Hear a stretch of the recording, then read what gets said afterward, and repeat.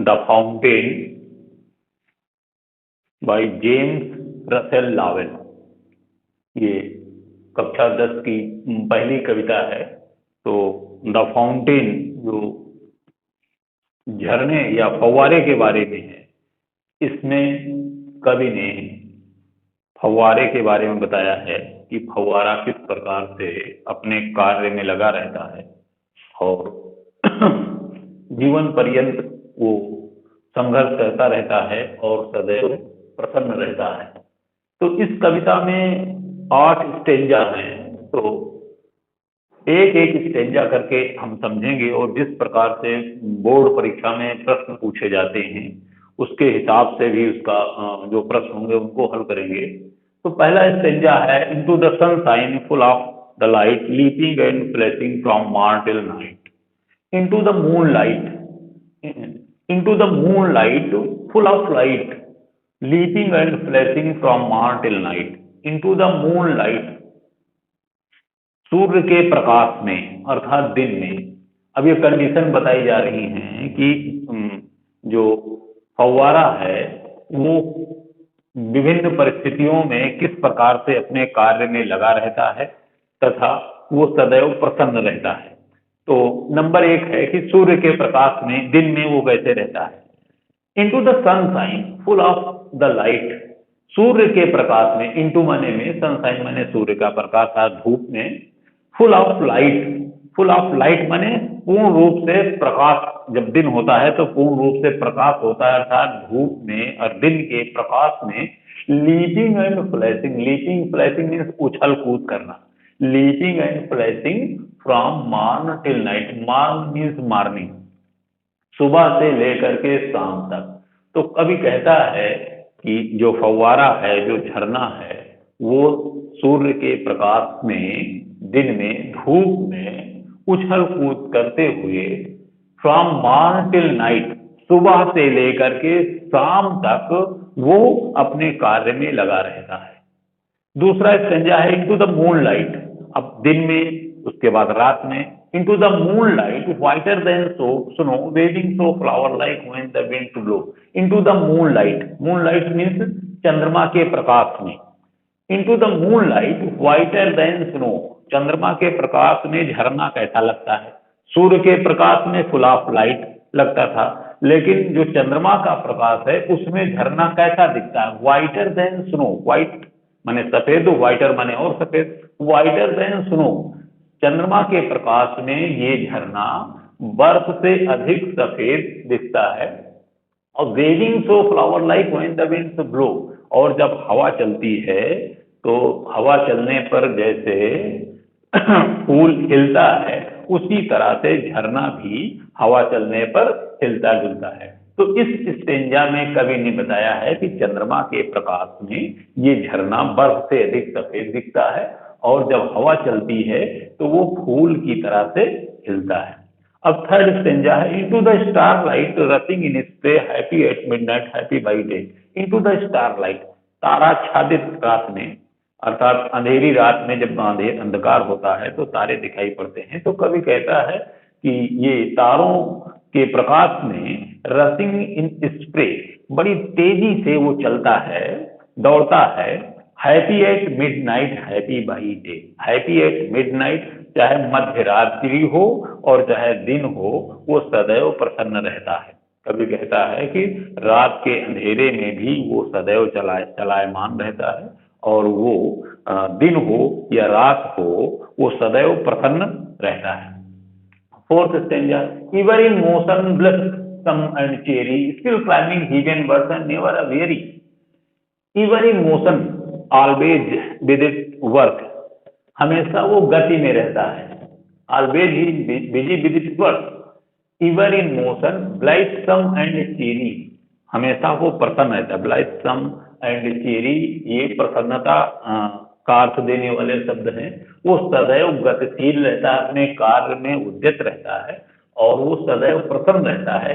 Still climbing heavenwards never a very, still climbing heavenwards, जैसे कोई चीज जो फव्वारा है वो तेजी से ऊपर की ओर जाता है तो कवि कहता है कि ये फव्वारा सदैव अपने गति में रहता, सदैव अपने कार्य में लगा रहता है और सदैव प्रसन्न रहता है, और still climbing heavenward never a weary, यद्यपि वो बिल्कुल ऊपर की ओर, स्वर्ग की ओर जा रहा है, सीधी चढ़ाई पर जा रहा है, एकदम ऊपर उठ रहा है, उसके बाद भी नेवर ए वेरी माने कभी वो थकता नहीं है।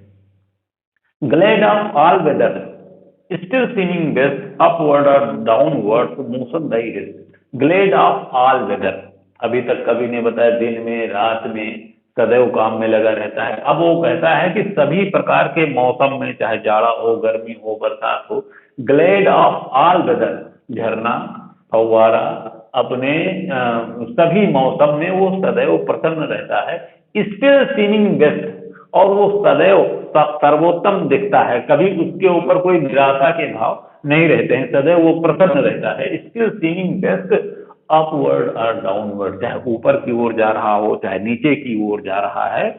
मोशन दाई रेस्ट, मोशन माने गति में ही उसको जो है आराम मिलता है, मोशन दाई रेस्ट, वो हर सदैव अपना कार्य करते हुए ही वो आराम में रहता है, मतलब कार्य करना ही उसके लिए आराम होता है। Full of nature, sixth stanza है, full of nature nothing can tame. Full of nature ये पूर्ण रूप से प्राकृतिक है, स्वाभाविक है। नथिंग कैन टेम, कोई भी चीज उसको टेम नहीं कर सकती, कोई भी चीज उसको परिवर्तित नहीं कर सकती है, कोई भी चीज उसको नियंत्रित नहीं कर सकती है। Change every moment ever the same, हर समय बदलता रहता है, इवर द सेम, बदलने के बावजूद, जैसे कि फव्वारा है वो तेजी से चलता है, वो पानी जाता है, वो नीचे गिरता रहता है, लेकिन वो परिवर्तनशील है, लेकिन हमें एक तरह से ही दिखाई पड़ता है। तो कभी कहता है कि वो जो फव्वारा है वो सदैव परिवर्तित रहता है, लेकिन हमेशा ही एक प्रकार से दिखाई पड़ता है। ceaseless aspiring, ceaseless content, darkness or sunshine thy element। ceaseless aspiring, बिना रुके हुए, बिना किसी बाधा के। एस्पायरिंग माने आगे, ऊपर बढ़ना, आगे की ओर बढ़ते रहना। ceaseless content, और सदैव जो है वो संतुष्ट रहना, चाहे ऊपर जाना हो, चाहे नीचे जाना हो, चाहे जाड़ा हो, चाहे गर्मी हो, वो सदैव जो है वो परिस्थितियों से तालमेल बिठा करके रखता है, वो कभी जो है असंतुष्ट नहीं होता है। डार्कनेस और सनशाइन, चाहे अंधकार हो, चाहे सूर्य का प्रकाश हो, अभी दूसरे, पहले और तीसरे स्टेंजा में आया था, डार्कनेस हो, अंधकार हो, या प्रकाश हो, दिन का प्रकाश हो, दाई एलिमेंट, ये उसका जो है गुण है, वो अपने गुण के हिसाब से वो सदैव अपने कार्य में लगा रहता है, इसलिए उसके अंदर कोई निराशा का भाव नहीं रहता है।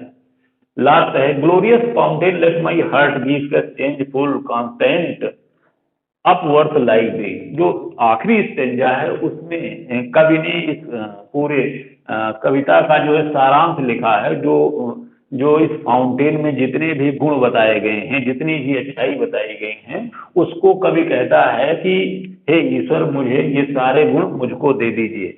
हम सबको ये इस कविता से ये सीखना है कि जो कविता में जो भी गुण है, जो क्वालिटीज हैं, वो हमारे अंदर भी हो जाएं। तो ग्लोरियस फाउंटेन, ये शानदार फाउंटेन को संबोधित करके कवि कहता है, लेट माई हार्ट बी, मेरे हृदय को भी उसी तरह से बनाओ। कैसे? फ्रेश एज द माउंटेन, उसी फाउंटेन की तरह से मुझे भी फ्रेश माने तरोताजा बनाओ, फाउंटेन की तरह से मुझे चेंजफुल माने परिवर्तनशील बनाओ, सदैव परिवर्तित रहने वाला बनाओ।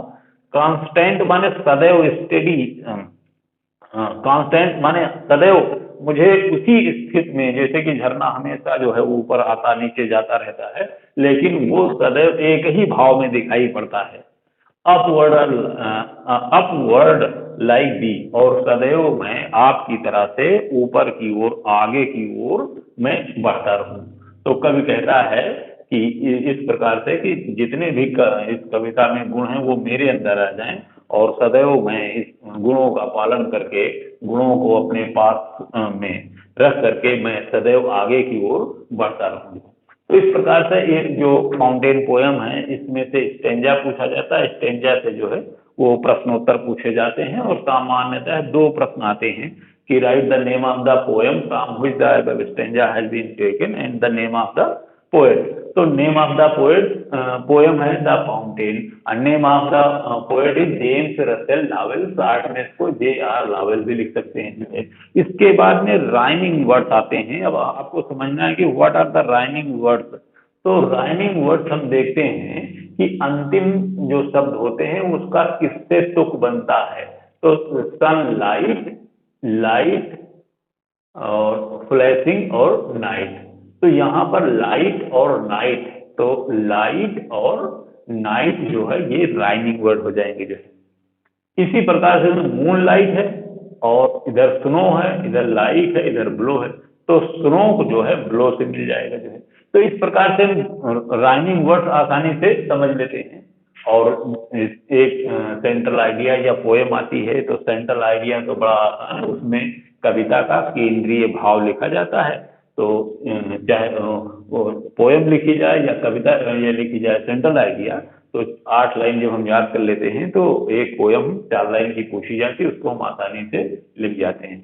इस प्रकार से इस कविता का जो सेंट्रल आइडिया होगा, the fountain is a famous poem of James Russell Lowell. In this poem, the poet has told about the qualities of a fountain. The fountain is always busy with its work without being weary. He is always happy in all the weathers. At last, the poet wishes to have all these qualities in him. He wants to be fresh, changeful, and constant, and always going upward. That's all.